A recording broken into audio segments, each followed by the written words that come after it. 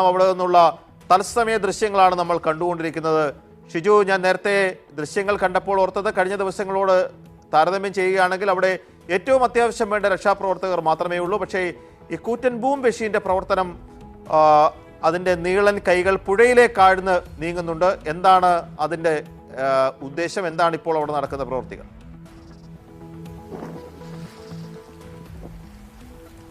ഇപ്പോൾ പുഴയിൽ, അതായത് ഗംഗാവാലി പുഴയിലേക്ക് കൂറ്റൻ ഈ ലോങ് ബൂം എക്സ്കവേറ്റർ ഉപയോഗിച്ചുകൊണ്ട് ചെളിയും മണ്ണും കരക്കെടുക്കുന്ന ജോലി ആരംഭിച്ചിട്ടുണ്ട്. ഒരു പക്ഷേ ആ സ്ഥലത്തേക്ക് കൂടുതൽ കുറച്ചുകൂടി താഴേക്ക് കരയോട് ചേർന്ന് ഇറങ്ങിക്കൊണ്ടാണ് ഇത്തരം നടപടികൾ ഉണ്ടാകുന്നത്. എന്തായാലും അല്പസമയത്തിനകം ഇപ്പോൾ നമുക്ക് ഈ സ്ഥലത്ത് നിന്ന് കാണാൻ കഴിയുന്നത് 3 ഡിങ്കി ബോട്ടുകൾ തയ്യാറാക്കി നിൽക്കുന്നു. അതിലേക്ക് മുങ്ങൽ വിദഗ്ധർ കയറി സജ്ജരായി ഇരിക്കുന്നുമുണ്ട്. അതായത് അല്പസമയത്തിനകം ഒരു പക്ഷേ ഈ ഡ്രോൺ പ്രവർത്തിച്ച് തുടങ്ങുന്ന മുറക്ക് തന്നെ അതിന് സമാന്തരമായി തന്നെ ആദ്യഘട്ടത്തിൽ ഡൈവേഴ്സ് ഈ